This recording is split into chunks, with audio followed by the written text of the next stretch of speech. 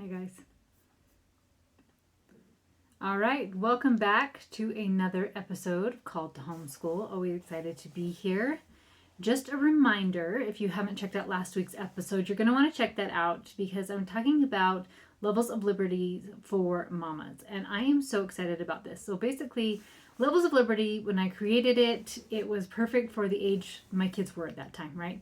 And then I had my bonus baby, and as I was coaching people on it, realized we needed it for younger kids as well. So levels of liberty for littles was created, and that's where they can learn basic skills, and basically they get instant gratification, right? So they they do their skill like brush their teeth, then they can have their chores then. So there's a lot of if and thens with levels of liberty for little kids, right?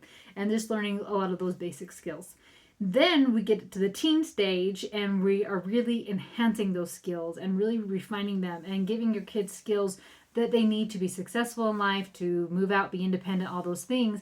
And they're learning delayed gratification, right? So they master these skills, and once they earn things, they can earn things like a cell phone or social media, going somewhere without an adult, being able to just get on YouTube whenever they want, or whatever you want in your home. So I love it because it is an awesome space to teach your kids stuff. And like, when do I give them these things? Because arbitrary things like age just don't work, because sometimes you'll have a really mature 12-year-old but a very immature 16-year-old. So I love not having it just being arbitrary, but having it based off skills and their habits that they're learning. So that's been so fun.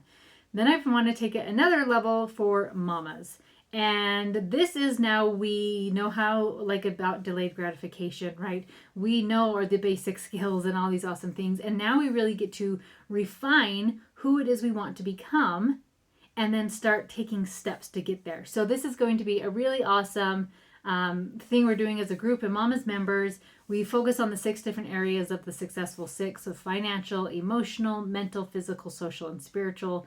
What is one small little habit you want to start gaining in order to get on that road to who it is you want to become and the potential you have, right? So I've been sharing with Mama's members the things that I have on my list, and people are sharing theirs, and it is going to be a ton of fun. So you can listen to more about it in last week's episode, Levels of Liberty for Mamas. And I'd love to have you join us and come to Mama's members and figure all that stuff out. All right. So this episode is inspired from something I saw on Instagram from my friend Carrie. Carrie is an amazing life coach, and she helps those who are going after big goals. And you can find her at Drive Your Thoughts Coaching. She's really, really awesome and has a gift with words. Anyway, she was talking about priorities, and this was literally in a story of like a little blurb, I don't know if that's a word, a little blurb that she had just posted. And she was talking about priorities. And she was saying if you cut your finger and it was bleeding, you would make a priority to go and take care of it.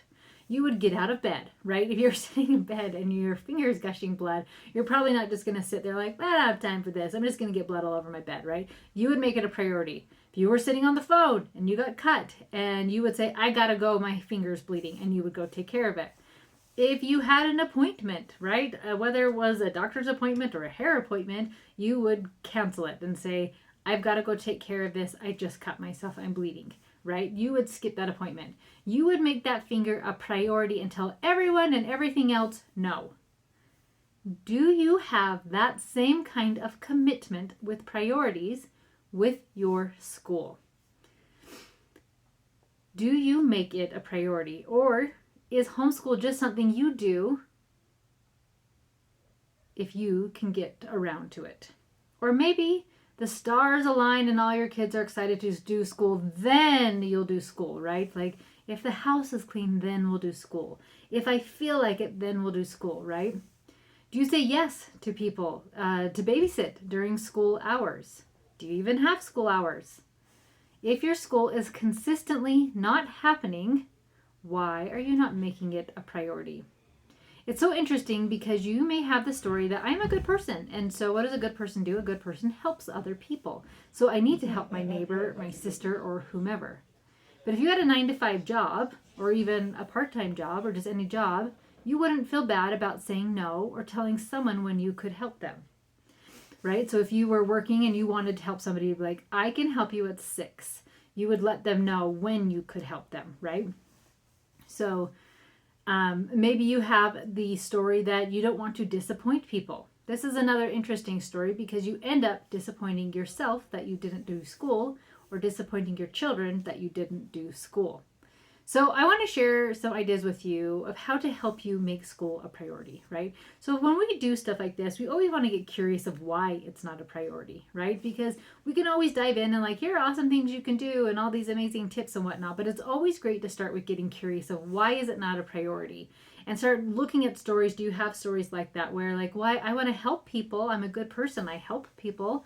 And so because you have that story, then you put those things on top of your school, even though you're not helping your school, right? So it's really great to see what story is in your way with priorities. The priority of doing school. I'm just tired a lot. Fantastic. You can do school tired. You did a lot of things tired. You can do school tired too, right? So just getting really curious. So after you've gotten curious and you're ready to start making school a priority, I want to give you 4 tips of things you can do to help make school a priority. So the first one is schedule your school. In Mama's Members, I teach about Power Hour and how to fit everything you want in your schedule. And this is just one of the tools. I was going over this with a client the other day and started seeing how much time she even needs to do school. That's another thing people do is they have a story like school takes so long. And so I asked her, I said, how many hours a day do you need to do school? She goes, I just need 2 to 3 hours 4 times a week. So all of a sudden now we have a number to it, right? School only needs to be this many hours. So now I can see to make it work instead of having this vague idea of I don't know, it just takes forever. It takes so long. No, it's going to be this long, right?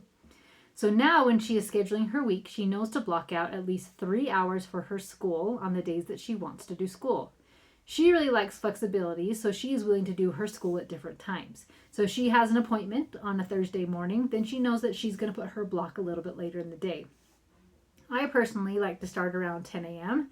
It used to be earlier, but now that I homeschool less children, I am more than happy to start a little bit later. And I only need a few hours, so I'm always done by lunchtime. So get really curious of how many hours do you need to do school, and then block that time out. Number 2. Protect your time. So let's say you've blocked the time. I do school from 10 to noon, or whatever your school hours are. Maybe you're 9 to 1, whatever it is. It doesn't matter. Now protect that time. So when I started homeschooling, I had a couple other neighbors who decided to homeschool at the same time, which was super awesome and super terrible, all mixed together. The terrible part was that the neighbor kids would show up all day, right? We're not doing school right now. I want to play with your kids. So I eventually had to put a note on the door and teach the neighbor kids that when this sign is on the door, you can't knock on my door or ring my doorbell because we are doing school during those times. I also won't answer calls, text, or emails during that time. I actually had my husband at CrossFit. He was there and he wasn't feeling well and he didn't feel like he could drive home. And he was trying to get a hold of me, and I had my phone in another room or turned off or whatever it was. And eventually he got a ride and made it home. And it was funny because he was kind of frustrated, but he was able to figure it out and get a ride, right? If somebody really needs to get a hold of you, they'll figure out a way. So treat it like a job.